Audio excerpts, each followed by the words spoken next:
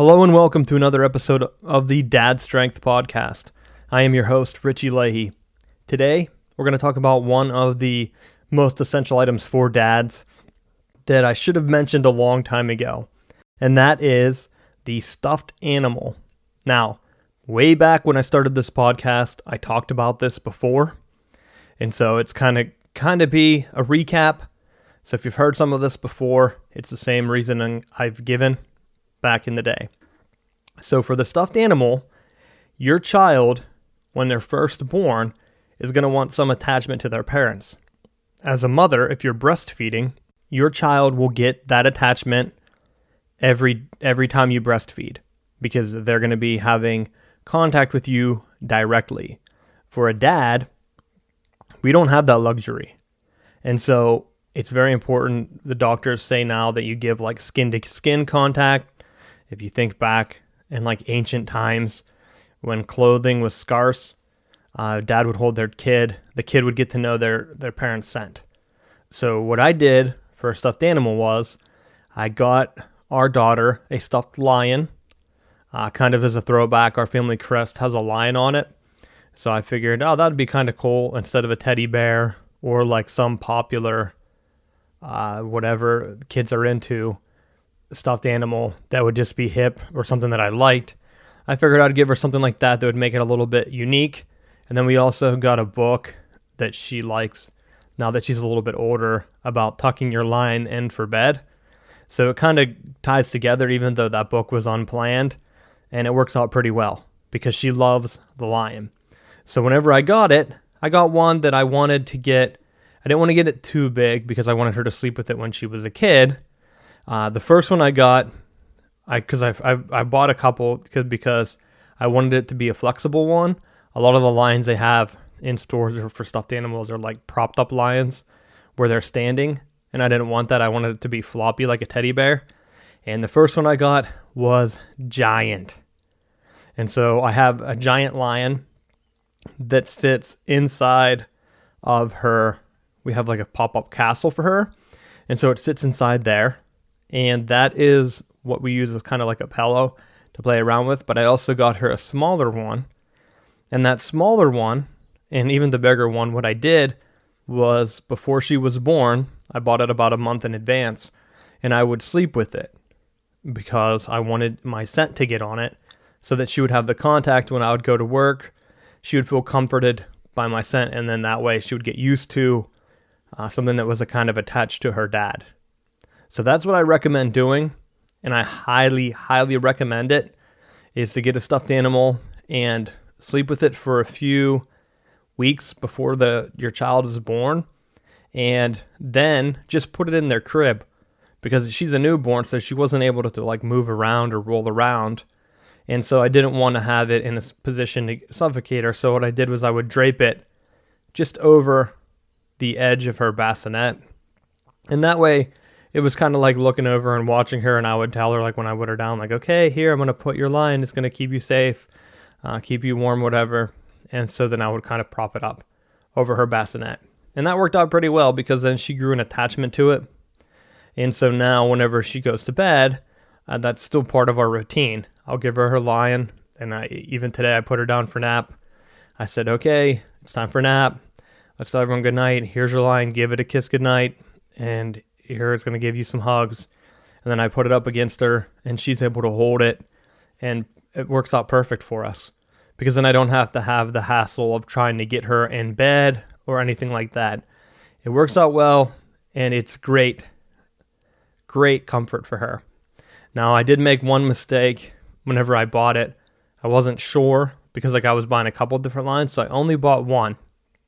I do recommend getting 2 or 3 of the same stuffed animal, because if they grow attached to it and you lose it, or like ours started to get doused in milk, so it kind of has like some discolorization on it, if that's a word, and it kind of has like a sticky matted fur because it was like a furry one, and it's been out of stock now for a while. I wanted to get a backup one, and as soon as I bought it and I started to use it, and then when I went back after she was born to get a second one, it didn't work. So what I would recommend is try to get 2 or 3, sleep with them all at the same time, and then start to rotate them while they're young.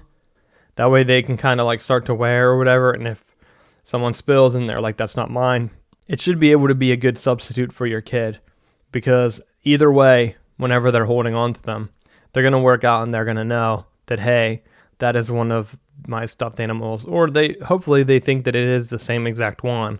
But over time, you have like them play with one or two or three of them at the same time, like different times. You just rotate them, throw it in a closet, in a basket, and as they get older, then they won't know. Now, maybe whenever they're like starting school age, they might realize like, hey, what happened to my other one? You can quit rotating them at that time.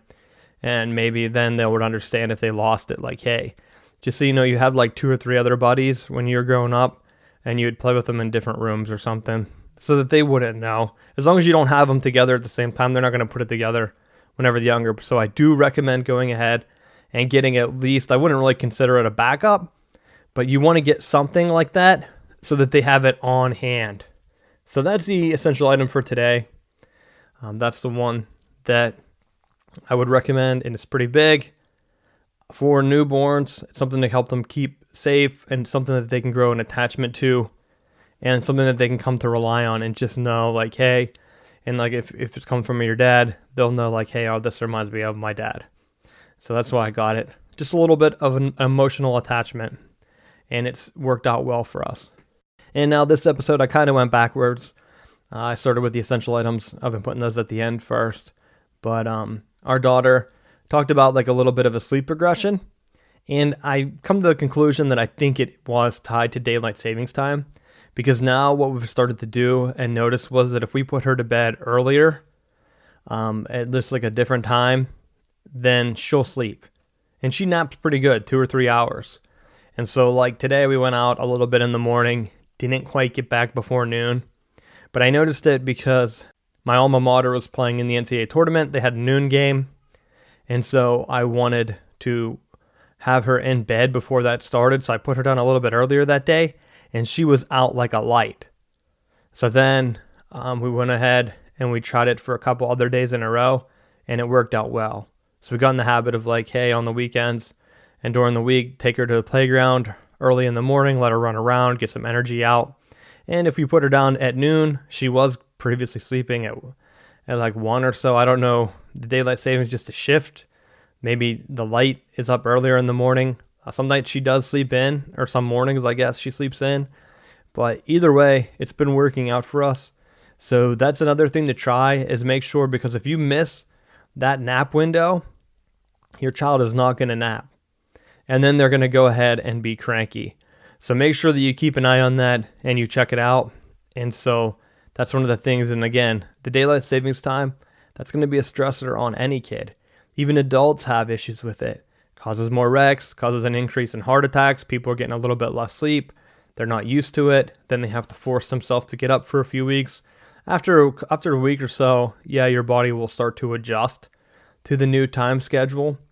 But it is one of the things where, hey, keep an eye on your kid and make sure that they're able to adjust. It's very hard. They're used to having a schedule, and you need to have a schedule planned out because it gives them comfort. And they'll know once they start like preschool or elementary daycare, you'll want to talk to them and say, okay, what is your schedule? Because on the weekends, you'd want to keep it the same. Because if the kid has a schedule that they follow and you keep it the same on weekends, it'll work out well. You will have less problems. They won't be tired. They won't be cranky. If they're not tired and cranky, they're not going to be fighting with you on a lot of issues. If they're used to singing in on a calendar, we got a little magnet calendar here that she'll make me do. She'll come over and she'll say, hey, Dad, and she'll point up at it, and then I'll know, like, oh, okay, you need to do calendar today. She'll want me to pick her up, so I'll hold her, and then we'll go through, and we will sing along with the calendar, do her daily thing. If you're like a parent that works during the week and you're not sure what the routine is, ask them to guide you through it. And yeah, that might take place whenever they're a little bit older, but go ahead and see. Say, can you show me how to do it correctly? And they'll be glad to show you. They'll actually enjoy doing it. Because if you try to do it your own way, they're not going to like it. But that is one of the things that I noticed as our daughter, she's not even in daycare yet, but I did volunteer at one before, so I know like how the routines work. And I know how the kids, they really stick to it because they have a lot of their friends at that age. They're used to doing the same things, so they probably assume that their friends are doing the same exact thing on the weekends, and they'll want to go ahead and do that at home. And it will help them build up some social skills. And with the warmer weather, I do recommend trying to take your kids out. I know it's only early March, or I guess it's late March. This might be the last weekend. I think April 1st is next Saturday, but tomorrow is not. So go ahead, get them out, check them outside, have them try to meet up. Some of the playgrounds will have other kids. Some of the playgrounds around us, we're here in North Carolina, they are separated by age, which works out well because then they'll be attracted to kids around their similar developmental gaps. And so they can go ahead and learn how to play with them either in parallel or maybe start to play with them together. A lot of times it's just going to be chasing each other around as they run across like little steps and bridges that are like 2 feet off the ground or whatever. So I encourage you to have your kid go out there, try to do as many physical things as possible. Our daughter's like 1.5 now, I think. I've started to have her practice kicking a ball, even though it's something that's not really on the developmental charts. If you go back and listen at this age, I think that starts at age 2. But she's kicking it pretty good. And so I've been working on her hand-eye coordination as well. So these are all things that you can work on. If you go back and listen to the developmental chart episodes, you can listen and see what your child is supposed to be doing and what they're going to be doing next so that you can go ahead and get a head start. The earlier, you don't want to rush your kid, but the earlier you start to practice it, the easier the skill will develop, and then they'll be able to meet their goals, and that would be the same for language. So make sure you're reading to them and everything, kind of like a spring cleaning type episode. I know I did the essential thing for dads first instead of second, but hopefully you enjoyed it. So yes, just to recap, essential item for dad, go ahead and get him that stuffed animal. Doesn't matter what it is. Try to find something that you think they would like or you would like as a parent and you would like them to carry around, because they will carry it around for a very long time. So once again, I'm your host, Richie Leahey, and you have been listening to Dad Strength. Thank you for listening.